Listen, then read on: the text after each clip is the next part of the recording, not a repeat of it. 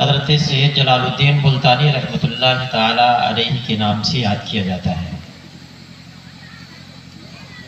مجھ سے پیشتر آپ نے بہت ہی تفصیلی گفتگو سماعت فرمائی اور بہت سارے لوگ سن سنا کر چلے بھی گئے۔ آپ یقیناً اب تھک چکے ہوں گے، کیونکہ آپ کے چہرے بتا رہے ہیں کہ اب زیادہ دیر سننے کا مزاج نہیں ہے، مگر چونکہ مجھے بھی اتنی دور سے جناب ماسٹر عبدالرزاق صاحب اور ان کی پوری کمیٹی کی جانب سے مجھے مدعو کیا گیا تو میں حاضر آیا۔ تقریباً 2000 کلومیٹر کا فاصلہ طے کرنے کے بعد آپ کے دیار محبت میں حاضر ہوں۔ اب اگر آپ سے کوئی گفتگو نہ کروں یا آپ مجھے توجہ سے نہ سنیں تو میرے ساتھ ناانصافی ہوگی۔ تو گزارش یہ ہے کہ تھوڑی دیر آپ سراپا توجہ بن جائیں اور کچھ باتیں میں بھی آپ کے کانوں کے پردے تک پہنچانا چاہتا ہوں۔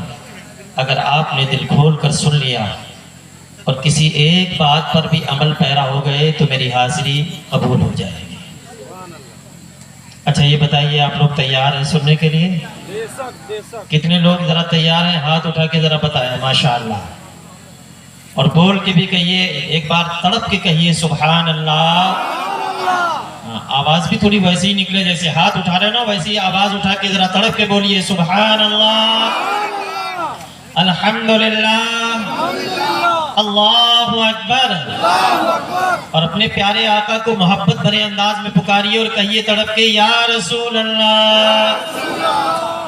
ابھی آواز دمدار نہیں ہے، میں چاہتا ہوں کہ دمدار جلال الدین شاہ کے دربار میں بیٹھے ہو تو جلالی انداز میں ذرا آواز نکالیے اور تڑپ کے کہیے یا رسول اللہ، یا حبیب اللہ، یا نبی اللہ۔ الحمدللہ الحمدللہ نحمدہ ونصلی علی رسولہ الکریم۔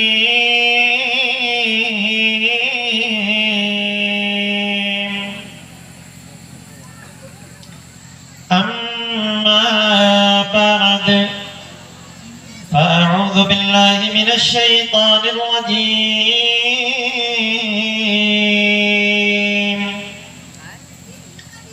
بسم الله الرحمن الرحيم،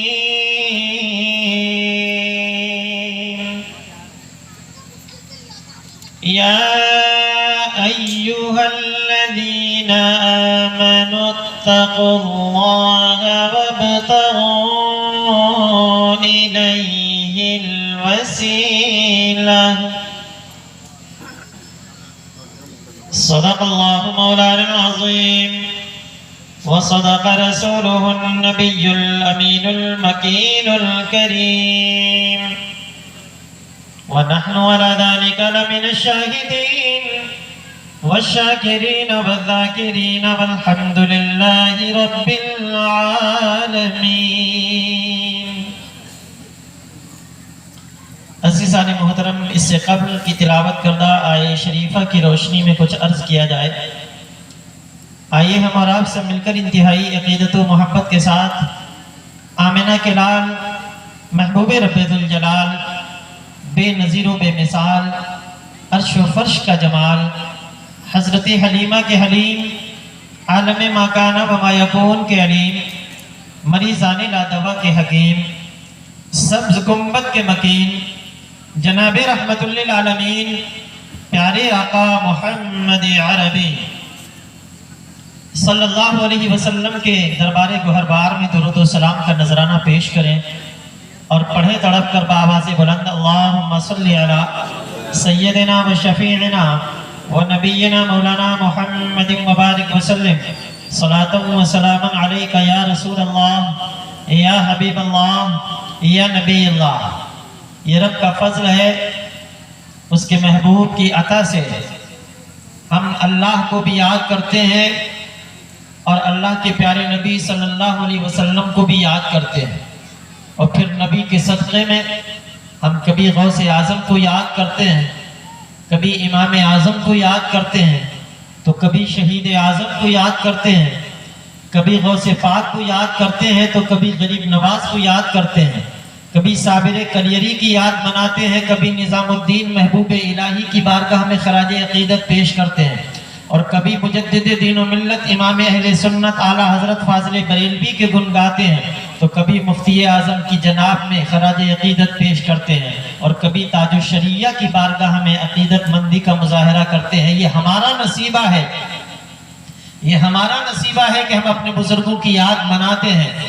میں یہ چاہتا ہوں، اگرچہ تھوڑی سی پژمردگی سی نظر آ رہی ہے، اگر آپ کا احساس بیدار ہے تو میں چاہتا ہوں کہ آپ کے احساس کا جائزہ لے لیا جائے۔ میں دیکھنا یہ چاہتا ہوں کہ بنگال کی سرزمین کے لوگ کتنے جوش والے ہیں اور کتنے ہوش والے ہیں۔ میں ایک شعر پڑھ کے آپ کا جائزہ لینا چاہتا ہوں۔ یہ خاموش مزاجی تمہیں جینے نہیں دے گی۔ آپ کا جائزہ لے رہا ہوں، ذرا آپ سوچ سمجھ کے آپ اپنے جائزے میں کامیابی حاصل کیجئے گا۔ یہ خاموش مزاجی تمہیں جینے نہیں دے گی، یہ خاموش مزاجی تمہیں جینے نہیں دے گی، اس دور میں جینا ہے تو کوہرام مچا دو، اس دور میں جینا ہے تو۔ بس اتنا تو ہے کہ آپ کو پاس تو کیا جا سکتا ہے، مگر کوئی ڈیویژن جیسے حاصل کرتے وہ بات نہیں دکھائی دی۔ میں چاہ رہا تھا کہ آپ کو دل کھول کے نمبر دے دوں، مگر اتنا ہے کہ پاس ہو گئے ہیں آپ۔ خیر کوئی بات نہیں، ایک بار اور موقع دیتا ہوں۔ یہ خاموش مزاجی تمہیں جینے نہیں دے گی، اس دور میں جینا ہے تو کوہرام مچا دو، اس دور میں جینا ہے تو کوہرام مچا دو۔ ماشاءاللہ، سبحان اللہ۔ دوسری مرتبہ میں آپ نے اچھی پوزیشن حاصل کر لی، اللہ آپ کے جذبوں کو سلامت رکھے۔ آئیے، چونکہ بہت اچھی محفل ہے اور بزرگ کا پڑوس نصیب ہے ہم لوگوں کو، تو میں اسی توسط سے پہلے دو شعر آپ کی سماعتوں کے حوالے کر رہا ہوں، اس کے بعد میں آگے کچھ اور کلام پیش کروں گا، اور اس کے بعد تلاوت کردہ آیے شریفہ کی روشنی میں کچھ آپ سے باتیں کرنی ہے۔ ہم جیسے مریضوں کی دوا کون کرے گا؟ ذرا محبت سے بولیے گا، تڑپ کے بولیے گا، سبحان اللہ۔ ایک بار بول دیجیے، یہ چائے کیوں دیکھ رہے ہیں آپ؟ چائے والے سے تو پورا ہندوستان پریشان ہے۔ محبت سے ذرا کہیے سبحان اللہ۔ ہم جیسے مریضوں کی دوا کون کرے گا، دوا کون کرے گا، دوا کون کرے گا۔ ہم جیسے مریضوں کی دوا کون کرے گا، دوا کون کرے گا، دوا کون کرے گا۔ اے میرے نبی تیرے سوا کون کرے گا، اے میرے نبی، بولیے نا، اے میرے نبی تیرے سوا کون کرے گا، اے میرے نبی تیرے سوا کون کرے گا۔ اور بنگال کے لوگوں سے ہم نے پوچھا، کمیٹی والوں سے پوچھا، ممبر شریف کے اہل علم حضرات سے پوچھا کہ خواجہ کی چھٹی اور بڑے پیر کی 11، سرکار کی 12۔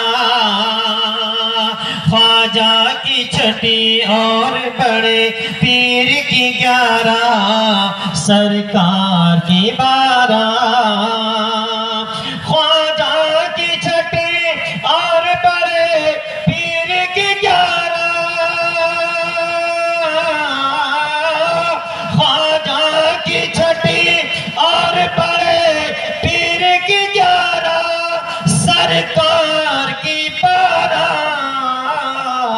ہم سنی نہ کریں گے تو بھلا کون کرے گا، ہم سنی نہ کریں گے تو بھلا۔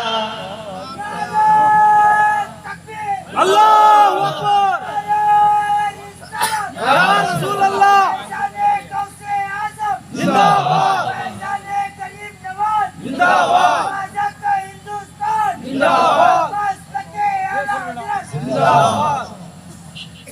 آپ لوگ سب مل کے میرے ساتھ ایک بار کہہ لیں کہ خواجہ کی چھٹی اور بڑے پیر کی 11 سرکار کی 12 بولو سرکار کی 12 خواجہ کی چھٹی اور بڑے پیر کی 11 سرکار کی 12 سرکار کی 12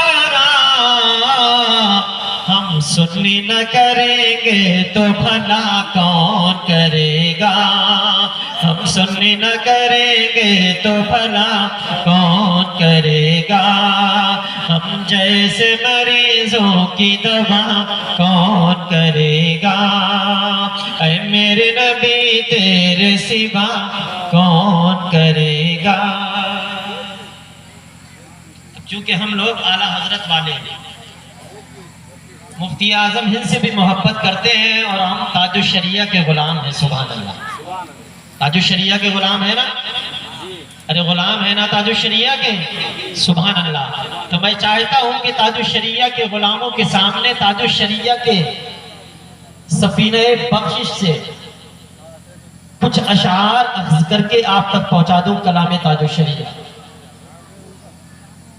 سنیں گے توجہ سے تو اتنی خاموشی سے نہیں دیکھیے اب یہ وقت وہ ہے 2 بجے کے بعد تقریر کرنا تو بڑی بات ہے اب تقریر سننے والوں کو جگانا یہ ڈبل ذمہ داری ہو جاتی ہے کہ ان کو جگانا بھی ہے بٹھانا بھی ہے یہ بھی نظر رکھنا ہے کون کدھر جا رہا ہے کیونکہ سارا ماحول بکھر سا جاتا ہے تو ابھی تک تو آپ کے بڑے جوش بھرے انداز میں سنا اب ذرا سنجیدگی کے ساتھ ملاحظہ فرمائے میں زیادہ آپ کو پریشان نہیں کروں گا مگر توجہ فرمائیے ممکن ہے کوئی بات آپ کے ذہن کے گوشے میں پیوست ہو جائے ملاحظہ فرمائیے حضور تاج الشریعہ علامہ اختر رضا خان اظہری رحمت اللہ تعالی علیہ اپنے سرکار کے دربار میں استغاثہ پیش کرتے ہیں عریضہ پیش کرتے ہیں بنتی کرتے ہیں التماس کرتے ہیں اور عرض کرتے ہیں یا رسول اللہ اپنے در پر سبحان اللہ اپنے در پر جو بلاؤ تو بہت اچھا ہو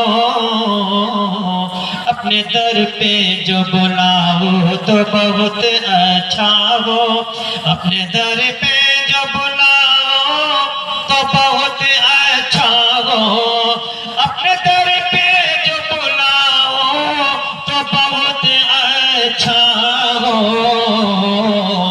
میری بگڑی کو بناؤ تو بہت اچھا ہو میری بگڑی کو بناؤ تو بہت ایک بار بول دیجئے آپ لوگ میری بگڑی کو بناؤ تو بہت اچھا ہو آپ لوگوں کو بھی لگ رہا ہے کہ بہت اچھا ہو میری بگڑی کو بناؤ تو بہت اچھا ہو قید شیطان سے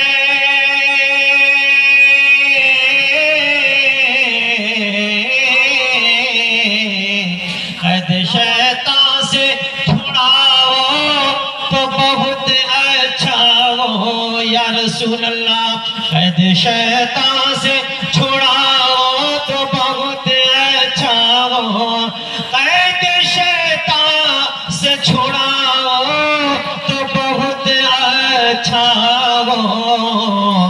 مجھ کو اپنا جو بناؤ تو بہت اچھا ہو مجھ کو اپنا جو بناؤ تو بہت اچھا ہو مجھ کو اپنا جو بناؤ تو بہت اچھا ہو اپنے در پہ جو بلاؤ تو بہت اچھا ہو میری بگڑی اگر آپ لوگوں کی سب کی صبری ہوئی ہے تو نہ کہیں اور اگر کچھ بگڑا ہوا ہے تو کہیں آقا سے یا رسول اللہ میری بگڑی کو بناؤ تو بہت اچھا ہو میری بگڑی کو بناؤ تو بہت اچھا ہو اور یہ شعر بھی دیکھیں حضرات یوں تو کہلاتا ہوں میں بندہ تمہارا لیکن میں کہتا ہوں یا رسول اللہ میں آپ کا ہوں، یا رسول اللہ میں آپ کا ہوں، میں آپ کا منگتا ہوں، میں آپ کا غلام ہوں، آپ کا دیوانہ ہوں، آپ کا چاہنے والا ہوں، یہ میں کہہ رہا ہوں نا کہ میں ہوں آپ کا، مگر کیا ہی اچھا ہو کہ ایک بار سرکار کہہ دیں کہ یہ میرا ہے۔ سبحان اللہ سبحان اللہ۔ تاج الشریعہ عرض کرتے ہیں یا رسول اللہ یوں تو کہلاتا ہوں،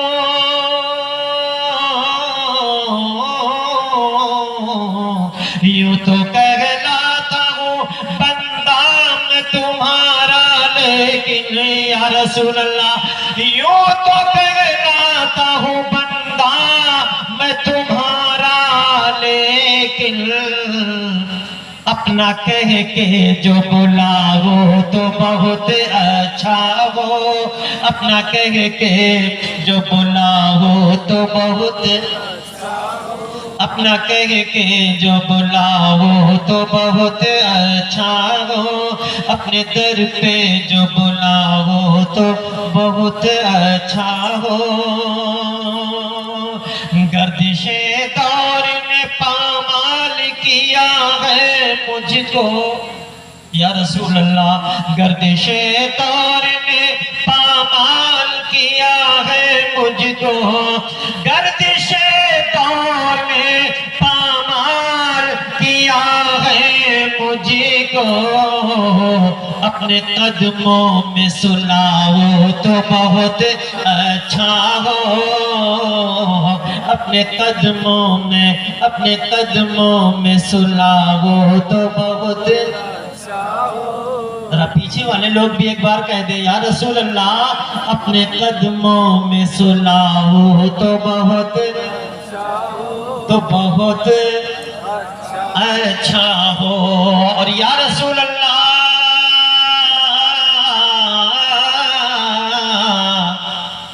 تم تو مردوں کو جلا دیتے ہو میرے آقا، تم تو مردوں کو جلا دیتے ہو میرے آقا، تم تو مردوں کو جلا دیتے ہو میرے آقا، میرے دل کو بھی جلاؤ تو بہت اچھا ہو،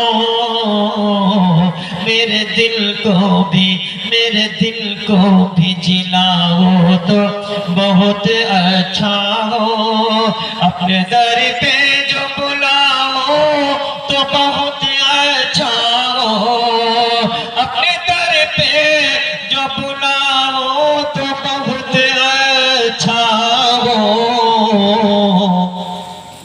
میری بگڑی کو بناؤ تو بہت اچھا ہو، میری بگڑی کو بناؤ تو بہت اچھا ہو۔ درود شریف پڑھیے اللہم صلی علی سیدنا و شفیعنا و نبینا مولانا محمد مبارک وسلم، صلاۃ و سلام علیکہ یا رسول اللہ یا حبیب اللہ یا نبی اللہ۔ عزیزان محترم، اللہ کا پاک قرآن کہتا ہے یا ایہا الذین آمنوا اتقوا اللہ وابتغوا الیہ الوسیلہ وجاہدوا فی سبیلہ لعلکم تفلحون۔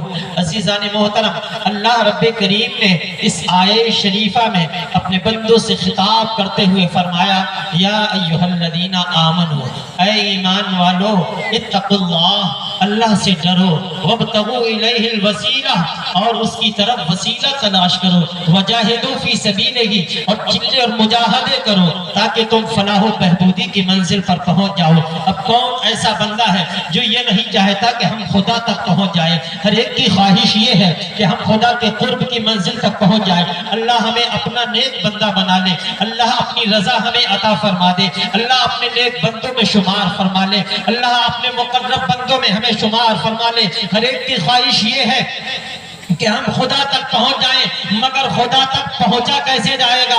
اس کے لیے آپ کو 4 منزلوں کو طے کرنا پڑے گا۔ کتنی منزلوں کو؟ ذرا زور سے بولیے 4 منزلوں پر بھائی اتنی سستی کان سے کام مت لیجئے، ذرا چستی کا مظاہرہ کریے. کتنی منزلوں پر؟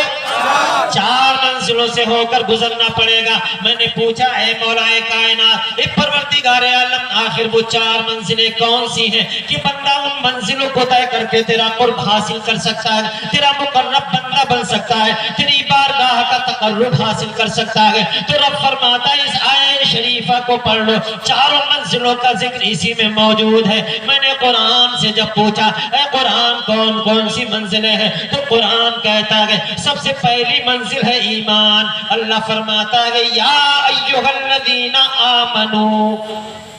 سب سے پہلی منزل کیا ہے؟ زور سے بولیے ایمان.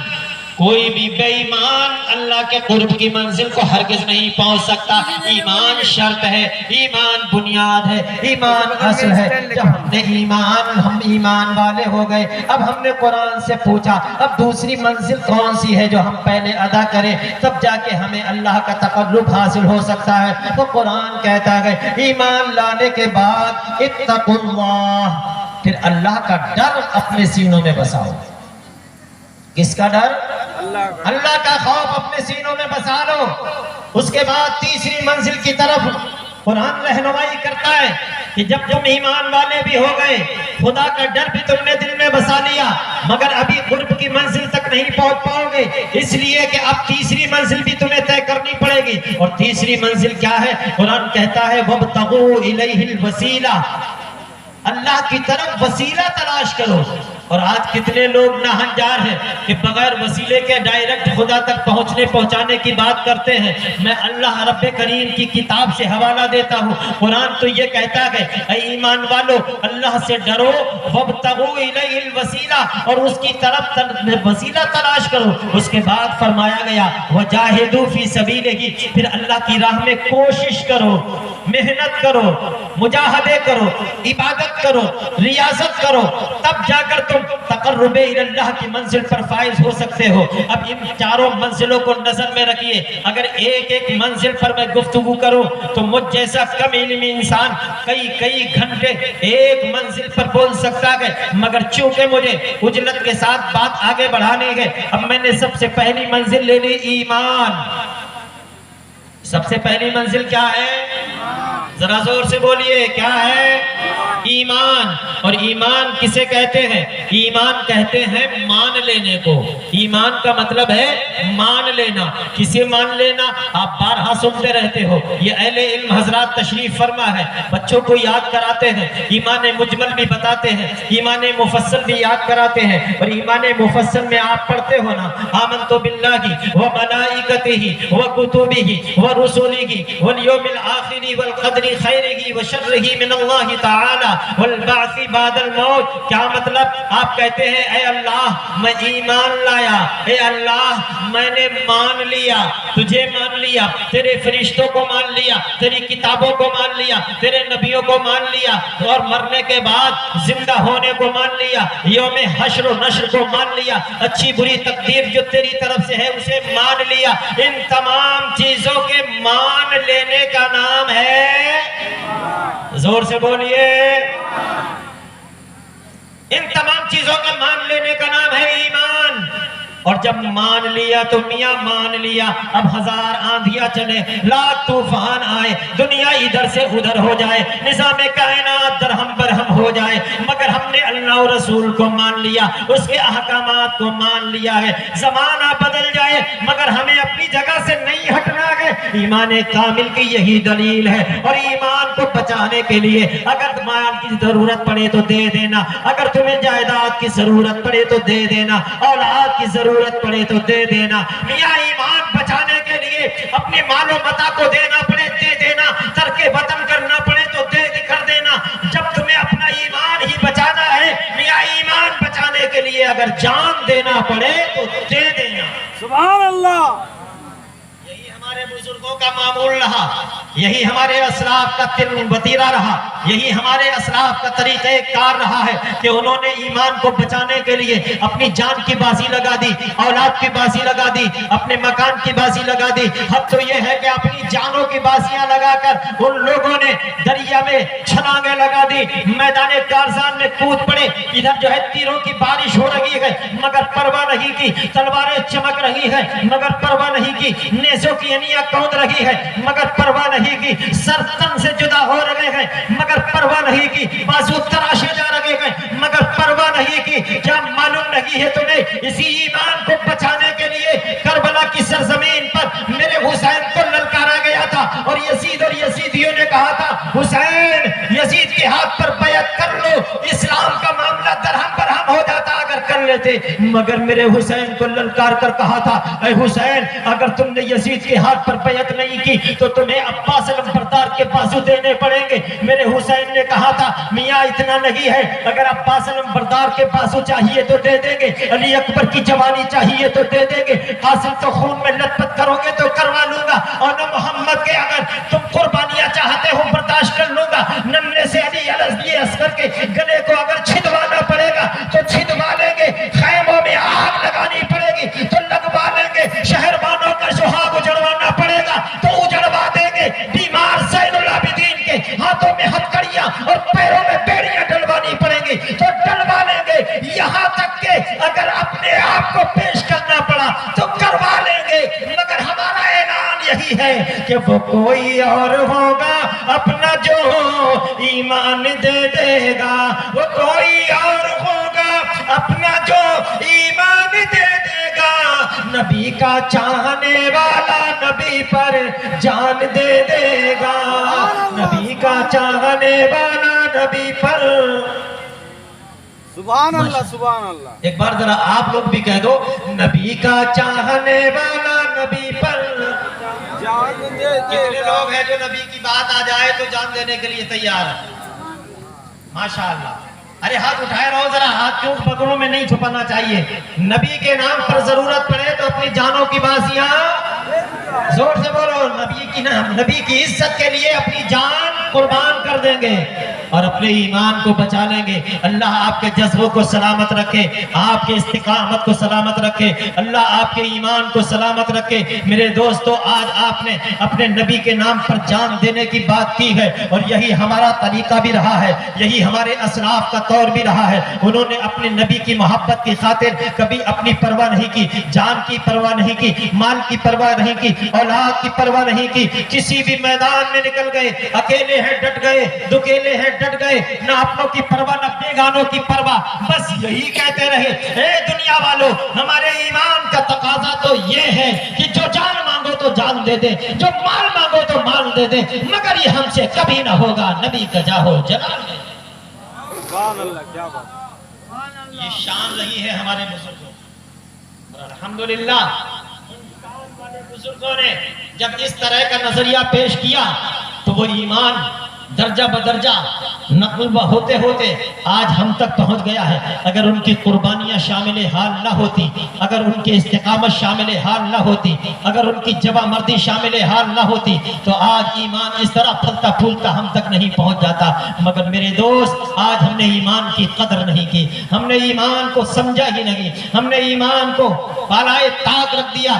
آج کے مسلمان کا حال یہ ہو گیا ہے چند چکوں میں ایمان کو بیچ دیتا ہے، معمولی سی کرسی کی خاطر ایمان کو خیر آباد کہتا ہے۔ آج کے حالات ایسے ہوتے جا رہے ہیں، آپ کے گاؤں میں بھی الیکشن ہوتا ہوگا، پردھان جی کی کرسی حاصل کرنے کے لیے کتنے مسلمان ایسے ہیں جو اپنی عزت کو داؤں پر لگا دیتے ہیں۔ میاں عزت ہی نہیں بلکہ اپنی گھر کی بیٹیوں کی عزت تک کو نیلام کر دیتا ہے ایک مسلمان۔ آج حالات ایسے بھی دیکھنے میں آ رہے ہیں، صرف گاؤں کا چیئرمین اور پردھان بننے کے لیے ایک مسلمان اپنے ہاتھوں سے شرابیں خرید کے پلاتا ہے۔ اے مسلمان تجھے کیا ہو گیا؟ تیرے ایمان کا تقاضا تو یہ تھا کہ یہ دنیا کی کرسی کیا ہے، پردھانی کی کرسی کیا ہے، ایسی ہزار کرسیاں تیرے قدموں پہ نچھاور ہو جاتی، تو اگر آیت الکرسی کو اپنے دامن میں پکڑ لیتا، اپنے ہاتھوں میں تھام لیتا، تیرے ہاتھوں میں اگر آیت الکرسی کا دامن ہوتا تو دنیا کی کوئی بھی کرسی تجھے جھکانے کے لیے تیار نہیں ہو سکتی۔ سبحان اللہ سبحان اللہ۔ میرے عزیزوں میرے دوستوں ہمیں اپنے ایمان کو بچانا ہے تو سب سے پہلی شرط کیا ہے؟ ذرا زور سے بولیے، سب سے پہلی شرط کیا ہے؟ ایمان. ذرا زور سے بولیے، کیا ہے؟ ایمان. تو حالات کیسے بھی ہوں اپنا ایمان بچائیں گے. اور ایمان کیسے چھینا جا رہا ہے معلوم ہے؟ آج کے دور میں ہمارے ہی لباس میں آ کر، ہماری ہی طرح کوئی ٹوپی لگا کے آ رہا ہے، کوئی پگڑیاں باندھ کے آ رہا ہے، کرتے پاجامے پہن کے آ رہے ہیں، ہمارے ہی لباس میں آ رہے ہیں لوگ اور ایمان چھیننے کی کوشش کر رہے ہیں. تو اس لیے ہمیں اپنے ایمان کو بچانا ہے. ہمارا عقیدہ یہ ہے کہ اللہ ایک ہے. اللہ، زور سے بولو، اللہ ایک ہے. اور جناب محمد الرسول اللہ اللہ کے آخری پیغمبر ہے. سبحان اللہ. محبت سے بولو، ہمارا نبی آخری پیغمبر ہے اور جو قرآن لے کر آئے وہ اللہ کی کتاب ہے، اس پر ہمارا ایمان ہے. ہمارا نبی غیب داں ہے، یہ ہمارا عقیدہ ہے. نبی کو پیٹھ پیچھے کی بھی خبر ہے. نبی جیسے آگے دیکھتے ہیں ویسے ہی پیچھے بھی دیکھتے ہیں، یہ ہمارا عقیدہ ہے. نبی ہماری سنتے ہیں، یہ ہمارا عقیدہ ہے. نبی یہ کونین ہماری حاجت روائی فرماتے ہیں، یہ ہمارا عقیدہ ہے. نبی دنیا میں بھی ہمارے کام آتے ہیں اور آخرت میں بھی ہمارے کام آئیں گے، یہ ہمارا عقیدہ ہے. اسی عقیدے پر قائم رہنا اور بریلی کے امام کے اس شعر کے مصداق بن جانا جس کی تضمین مولانا صغیر صاحب بیان کرتے ہوئے کہتے ہیں، ہم اہل سنن کا عقیدہ ہے واللہ اور منافق جہنم کا کلدہ ہے واللہ. جو مردہ کہے گا ہمارے نبی کو، جو مردہ کہے گا وہ مردہ ہے واللہ. تو زندہ ہے واللہ، تو زندہ ہے واللہ. بولو، تو زندہ ہے واللہ، تو زندہ ہے واللہ. میرے چشم عالم سے چھپ جانے والے. اپنے ایمان کو بچائے رکھو. اب ایمان والے آپ ہو گئے، آگے چلتے ہیں. اب ہم اپنی منزلوں کو کیسے طے کریں گے؟ تو دوسری منزل ہے اتقوا اللہ. کیا ہے دوسری منزل؟ اللہ کا ڈر، اللہ کا خوف، خشیت الہی، خشیت ربانی. جب کسی بندے کے دل میں خدا کا خوف بس جاتا ہے تو پھر دنیا کی چھوٹی موٹی کسی بڑی طاقت سے وہ نہیں ڈرتا. اور یاد رکھو، جو خدا سے ڈرتا ہے وہ کسی سے نہیں ڈرتا، اور جو خدا سے نہیں ڈرتا وہ سب سے ڈرتا.